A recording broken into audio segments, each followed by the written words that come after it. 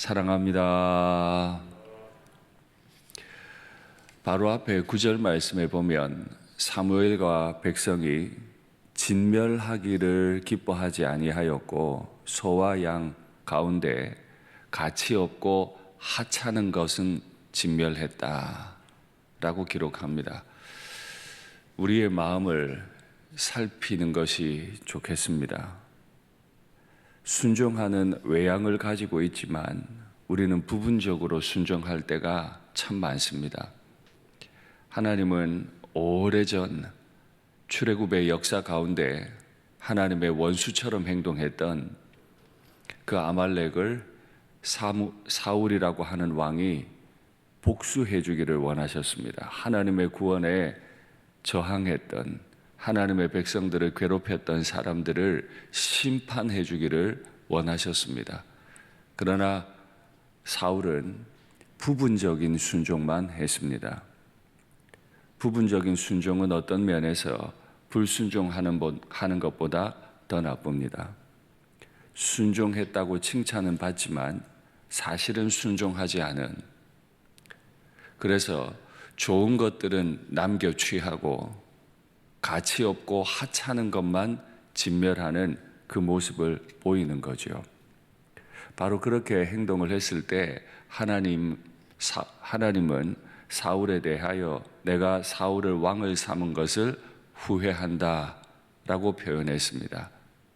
여기서 한 가지 질문할 수 있습니다. 하나님은 후회를 하시는 분이신가? 전능하시고 전지하신 하나님이 한 사람을 세우시고 후회하시는가? 당신의 실수를 인정하시는가?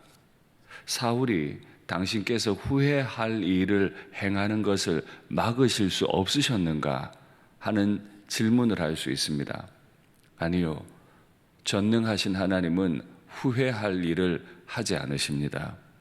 어느 정도로 하지 않으시는가 하면 이 죄인을 구원하시고 이 죄인을 목사 세우신 것을 후회하지 않으실 거예요. 내가 잘못 세웠다. 윤상덕이가 이럴 줄은 몰랐다. 몰라서 후회하시는 일은 하지 않으십니다. 그러면 하나님이 후회하신다고 말씀하시는 뜻은 무엇입니까? 슬퍼하신다는 뜻입니다. 영이신 하나님이 손과 발이 없으신데 여호와의 손이라고 표현하는 것처럼 사람들이 이해할 수 있게 표현해 주는 것뿐입니다. 전능자께서 사울을 세우신 날이 있었는데 그 사울의 불순종을 보고 너무 마음 아프게 후회를 하시는 겁니다. 그러니 이렇게 말할 수 있습니다.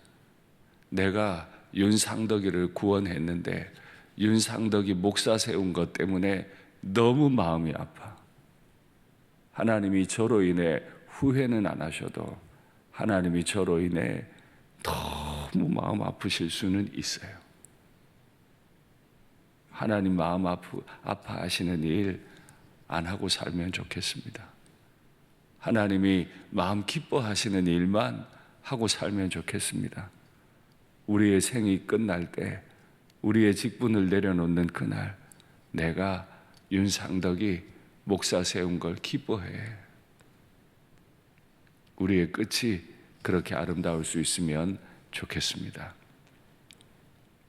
왜 이렇게 하나님이 마음 아파하셨는지 사무엘은 너무 가슴 아프게 기도하는데 그 장면을 기록하기를 사무엘이 근심하며 온 밤을 여호와께 부르짖었다.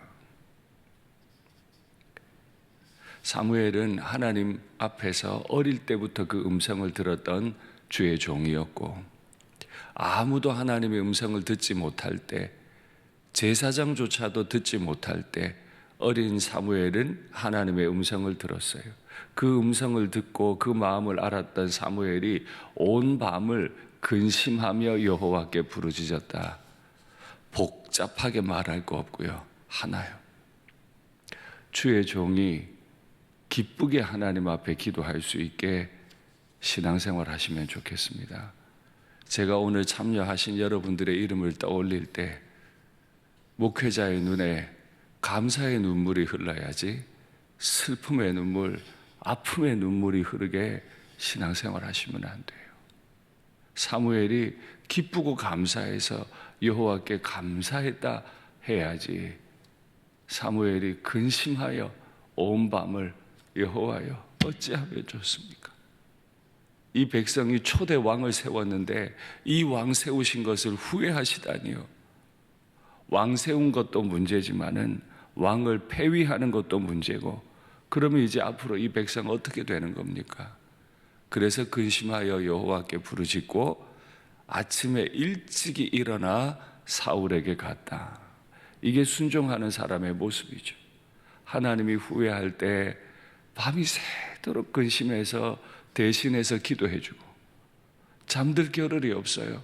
아침에 일찍부터 일어나서 사울에게로 달려가는 사무엘의 모습을 봅니다. 그런데 오늘 성경 기자는 아주 극적인 대조를 이룹니다.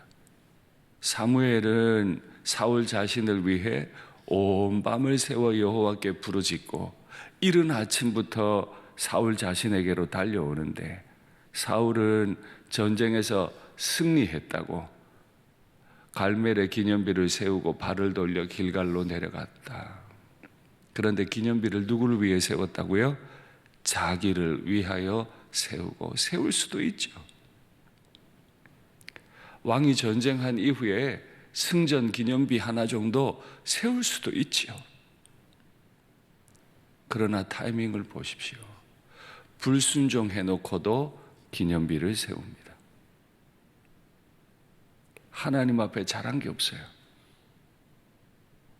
하나님의 백성으로 사는 법은 내 전과를 가지고 얘기하는 게 아닙니다. 일산교회 담임 목사가 목회를 마치는 날에 제가 몇 명 성도 만들었습니다. 제가 건물 몇 개 지어 올렸습니다. 전과를 가지고 말하는 게 아니에요. 제가 주님 앞에 얼마나 신실했습니다. 착했습니다. 순종했습니다. 이걸로 말해야죠. 하나님 앞에 아말렉은 무찔렀지만 진멸은 안 한 상태로 자기를 위하여 기념비를 세웠다. 이게 문제죠. 기념비는 자기 스스로 세울 수도 있겠습니다만은 기념비는 하나님이 세워주셔야죠. 이 사람이 진짜 내 종이다, 우리의 생이다 하고 우리의 직분이 맞춰지는 바로 그날에 하나님이 우리를 높여주시는, 하나님이 기념해 주시는 복이 있으면 좋겠습니다. 사울에게 도착했습니다. 그 사울이 대뜸 하는 말이 내가 여호와의 명령을 순종했습니다. 행했습니다. 맞아요.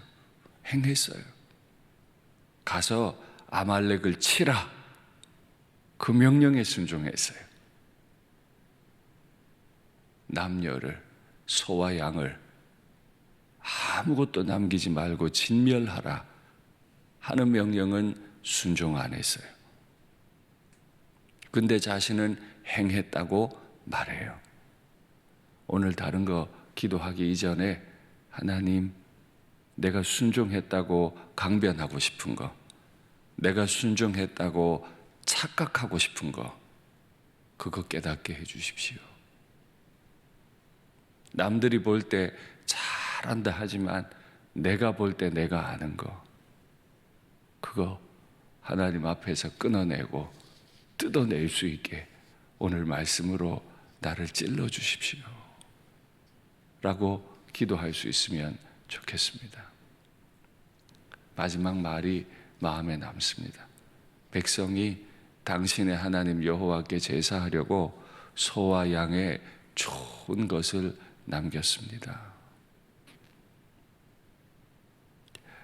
왜 나의 하나님, 이스라엘의 하나님은 아니고 당신의 하나님인지, 뿐만 아니라 백성이 남겼습니다. 제가 설교를 시작하면서 9절 말씀을 언급했습니다. 사울과 백성이 남겼는데 사울은 사무엘에게 말하기를 백성이 남겼다. 누가 사울을 세웠죠? 백성들이요. 우리에게 왕을 세워달라고. 그 부당한 요청에 하나님이 사울을 왕으로 세우셨거든요. 사울의 마음에 나는 하나님이 세운 왕이 아닌 거예요. 자기의 인사권이 사람들에게 달려있는 거예요. 그래서 백성이 이 소와 양 좀 남기죠. 자기의 주권자가 하나님이라고 생각하지 않고 백성이라고 생각하니 그 말을 거스를 수도 없어. 거스르고 싶지도 않겠지만 거스를 수가 없어. 잠언 말씀은 말합니다. 사람을 의지하면 올무에 걸리게 되거니와 여호와를 의지하는 자는 안전하리라. 오늘 하루 나는 여호와께서 세워주신 주의 종이다. 나는 하나님의 사람이다.